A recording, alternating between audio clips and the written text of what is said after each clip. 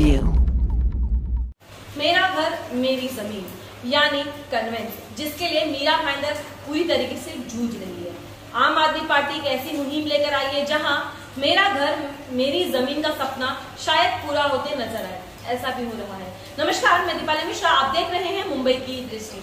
मेरा घर मेरी जमीन यानी ड्रीम कन्वेंस को लेके आम आदमी पार्टी ने एक ऐसी मुहिम चलाई है जहां आपको कन्वेंस इजीली मिल सके। आपको बता दें, बड़े बड़े सपने और बड़े बड़े वादे करने वाली सारी पार्टियां फेल होती नजर आ रही है। वहीं आम आदमी पार्टी ने 32 ऐसे टॉप मोस्ट बिल्डरों पे मामला दर्ज कराया है जिन्होंने लोगों के साथ धोखाधड़ी करते हुए उन्हें ड्रीम कन्वेंस नहीं दिया। 32 में से उन्होंने 16 लोगों की चार्जशीट भी दाखिल करवाई है। क्या है पूरा मामला और किस तरीके से वो आसानी से 2-3 हजार रुपए के मूल पर लोगों को ड्रीम कन्वेंस जैसी सुविधा प्राप्त करवा सकते हैं, दिखाते हैं मुंबई दृष्टि की पूरी रिपोर्ट। हम जब घर खरीदते हैं हमें स्टैंप ड्यूटी और रजिस्ट्रेशन किसको देना पड़ता है? पैसा सरकार को देना पड़ता है। सरकार ने कायदा बनाया है कि बिल्डर की जिम्मेदारी है कि बिल्डर ने कन्वेंस डीड करना चाहिए। सही बात है ना? बिल्डर कन्वेंस डीड करता है क्या? नहीं करता है। सोसाइटी में जो लोग हैं अपना रोटी कपड़ा मकान के जरिए घर के जो प्रॉब्लम्स है उसके अंदर इतने उलझे हुए रहते हैं कि उनको इस चीज के ऊपर ध्यान देने के लिए समय नहीं मिलता। हम इस रिट के माध्यम से आगे जाके आप एक बात समझ लीजिए, अगर सरकार ने अगर बिल्डर को आदेश दिया कि आप अभी तक जितने बिल्डिंगें बनाई है वहां का कन्वेंस डीड कंपलसरी अगले 30 दिनों में आपको करना है। अगर सरकार ने ऐसा जीआर बनाया तो जो लोग कोर्ट में जा रहे हैं, एफआईआर दायर कर रहे हैं, बिल्डर के साथ फॉलोअप कर रहे हैं, बिल्डर उनको नचा रहा है कठपुतलियों जैसा, ये जो परिश्रम हो रहे हैं जनता को, पूरे महाराष्ट्र की जनता को ये जो तकलीफें हो रही है वो बंद हो सकती है। इसीलिए आम आदमी पार्टी आगे जाके महाराष्ट्र के मुख्यमंत्री, उप मुख्यमंत्री, जो मंत्रिमंडल है उनके माध्यम से एक जीआर लाने के लिए भी प्रयास करेगी, जो कि विधानसभा के विधिमंडल में इस विषय पे चर्चा हो और सरकार के जीआर के तहत बाय डिफॉल्ट कंपलसरी बिल्डर को कन्वेंस डीड देना है। मोफा का 1963 का कानून जो है उसका रेफरेंस लेके, जिसकी वजह से हम सभी का जिंदगी आसान होगी। हमें डॉक्यूमेंटेशन करने की जरूरत नहीं पड़ेगी, हमें फॉलोअप करने का जरूरत नहीं पड़ेगा, हमें कोर्ट में जाने की जरूरत नहीं पड़ेगी, हमें पुलिस के पास जाने की जरूरत नहीं पड़ेगी और ये जो एफआईआर है वो भी करने की जरूरत नहीं पड़ेगी। किसी को अच्छा नहीं लगता किसी के खिलाफ एफआईआर करने में, तो आम आदमी पार्टी का ये जो आंदोलन शुरू हो रहा है, मेरा घर मेरी जमीन, उसमें आप सभी मीरा भाईंदर के लोगों ने इसमें हमें साथ देनी चाहिए। महानगर पालिका ने जो बिल्डरों के खिलाफ एफआईआर दर्ज हुआ है उनको वापस परमिशन न दे, उनका जो काम चल रहा है काम, उनको तुरंत आदेश देके उनके साइड से प्रेशर आना चाहिए। पुलिस डिपार्टमेंट ने बचे हुए 16 जो बिल्डर्स हैं जिनके ऊपर एफआईआर नहीं दर्ज हुए हैं उनके ऊपर एफआईआर दर्ज करने के लिए हम आपके माध्यम से विनंती करते हैं पुलिस कमिश्नर को और सभी को, और हम संवैधानिक मार्ग से सभी के साथ में प्यार मोहब्बत से इस प्रक्रिया में काम करने के लिए आप सभी को आमंत्रित करते हैं। आने वाले दिनों में 3 या 4 महीनों के बाद आपको पता है महानगर पालिका का चुनाव है।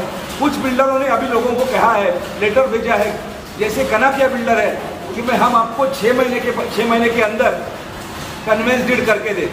जो बिल्डर अभी तक 5 साल, 6 साल, 10 साल में नहीं कर सका वो 6 महीने का क्यों अंदाज देता है? दोस्तों, कन्वेंस डीड करने के लिए 15 से 20 दिन लगते हैं, ज़्यादा से ज़्यादा, उससे ज़्यादा नहीं लगते हैं। तो मैं अंत में एक मुद्दा आपको बोलना चाहता हूँ मीरा भाईंदर में रहने वाले लोगों को कि ये बिल्डर आपको लॉलीपॉप दिखा सकते हैं, गाजर दिखा सकते हैं कि हाँ हम आपको कन्वेंस देंगे, क्योंकि आने वाले चुनाव में कन्वेंस का मुद्दा बहुत बड़े पैमाने पे गर्म हो सकता है। चुनाव के बाद में मुद्दा ठंडा हो सकता है, इसलिए आपको 6 महीने का गाजर देंगे। आप ऐसे पत्र आएंगे, हमें कांटेक्ट करिए। मैक्सिमम 20 से 25 दिनों में ये होना चाहिए, उसके लिए हम कम्युनिकेशन करेंगे, जो कि अभी लोहा गर्म है। अगले 3 महीने में होगा तो आम आदमी पार्टी इस प्रक्रिया में आपके साथ देगी और मीरा भाईंदर में जो बचे हुए 80% सोसाइटीज़ है उनका कन्वेंस का भी अगले 3 महीने में करने का हम ईमानदारी से प्रयास करेंगे। यही हम आपको कहना चाहते हैं। सर, आपने जो कन्वेंस का मुद्दा बताया, इलेक्शन का जो आपने कहा, कुछ दिन पहले जब देवेंद्र फडणवीस मुख्यमंत्री थे तभी ड्रीम कन्वेंस पास हो चुका है और मीरा भाईंदर में जल्दी लागू होगा, ऐसी सूचना बड़े बड़े नेताओं ने दी थी।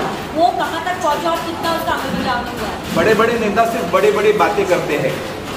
अभी देवेंद्र जी फडणवीस उप मुख्यमंत्री बन गए हैं, उसके पहले वो विधानसभा के विरोधी पक्ष नेता थे।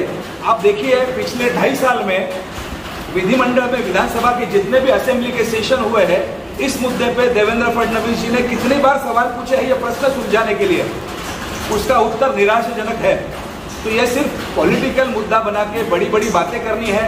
उसके पहले 5 साल वो सत्ता में थे, क्यों नहीं किया उन्होंने? जीआर निकालने के लिए मुझे बताइए कितना समय लगता है? कोई भी 5 साल में विधिमंडल का बारिश का सेशन चला, ठंडी का सेशन चला, गर्मी का सेशन चला, करीब 15 सेशन चले। 15 सेशन में देवेंद्र फडणवीस जी ने ये मुद्दे को कुछ किया नहीं। 2.5 साल वो विपक्ष के नेता थे, विधिमंडल में इसका पाठ पुरावा किया नहीं, इसका फॉलोअप नहीं किया। उनसे आप क्या उम्मीद रखनी है वो आप ही समझ लीजिए। 2-4 बिल्डरों को जेल नहीं होगी ना। एक बार अगर 2 बिल्डरों को जेल हो गई, 2 साल की सजा है मुंबई में, इनको जेल हो गई और इनको फिर अपील में जाना पड़ेगा, तो ये सब बिल्डर 2 दिन में लाइन में आ जाएंगे। तो ये क्या है कि ये लोग रगड़ाते रहते हैं। डॉक्यूमेंट्स निकालने के लिए म्यूनसिपलिटी जरा भी कोऑपरेट नहीं करती है। आप बिल्डिंग डिपार्टमेंट में जाओगे, आपको बता दो शांति नगर में कुछ 500-600 बिल्डिंग है। अगर आप रचना विभाग में जाएंगे और आप बोलोगे कि मुझे फलाना डॉक्यूमेंट चाहिए बिल्डिंग का, मेरी बिल्डिंग का चाहिए, वो आपके सामने 25 फाइलें रख देगा और बोलेगा इसमें से ढूंढो। RTI में आप देखो उधर शांति है, तो उनकी 700-600 बिल्डिंग है। आप 600 बिल्डिंग में कौन सा डॉक्यूमेंट कहाँ लगने वाला है वो नहीं देंगे। इनके पास सब प्लान होता है बिल्डिंग वाइज। आप एक बिल्डिंग में थोड़ी सी एक टाकी बनाओ एक्स्ट्रा, तो ये प्लान लेके आ जाएंगे। लेकिन आप जाओ तो आपको अपनी बिल्डिंग का प्लान ही नहीं मिलेगा। और दूसरा मुद्दा है कि ये वॉयलेशन मोपा का है जो जमीन के कारण है। म्यूनसिपैलिटी आंख बंद करके ये मानती है कि जिसका 7/12 पे नाम है वो 7/12 पे नाम है, बस वही ओनर है। और उसको पता है कि यह सोसाइटी बन चुकी है, हम सोसाइटी से टैक्स ले रहे हैं, म्यूनसिपैलिटी टैक्स ले रहे हैं सोसाइटी से, तो सोसाइटी की वहाँ बन चुकी है, तो कन्वेंस होना चाहिए। अभी बिल्डर का फॉल्ट है और उसी फॉल्ट की वजह से उसको एडवांटेज दी जाती है। अब क्योंकि आप कुछ गुनाह करते हो तो आपको सजा होती है। यहाँ पे ये ऐसा गुनाह है कि आपको उसका फायदा मिलता है उस गुनाह करने का, और म्यूनसिपैलिटी रहती है। कई लोगों के जमीन जबरदस्ती अक्वायर कर लेती है, 7/12 पे बिल्डर का नाम है। FSI कहीं भी यूज़ कर रहे हैं, अभी 3 का FSI हो गया, तो ये सोसाइटी की बिल्डिंग कहीं भी FSI यूज़ करेंगे और फिर उन लोग जो रीडेवलपमेंट जाएंगे तो उनको FSI मिलेगा नहीं। तो ये सब मुद्दे हैं, इसलिए हम लोग चाहते हैं कि म्यूनसिपैलिटी भी इनको ब्लैकलिस्ट करे। रीडेवलपमेंट का सपना देखने वाले मीरा भाईंदर वासियों को अब खुशी की लहर दौड़ उठेगी, क्योंकि बहुत जल्दी उनकी बिल्डिंग भी रीडेवलपमेंट में आ जाएगी। जैसे ही ड्रीम कन्वेंस उनके पास आ जाता है, उनका नए घर और अच्छे बिल्डिंग में घर का सपना बहुत ही जल्दी पूरा हो जाएगा। इसी तरीके के निष्पक्ष और विभाग खबरों के लिए बने रहें, जुड़े रहें और देखते रहें मेरे यानी दीपाली के साथ मुंबई के न्यूज़।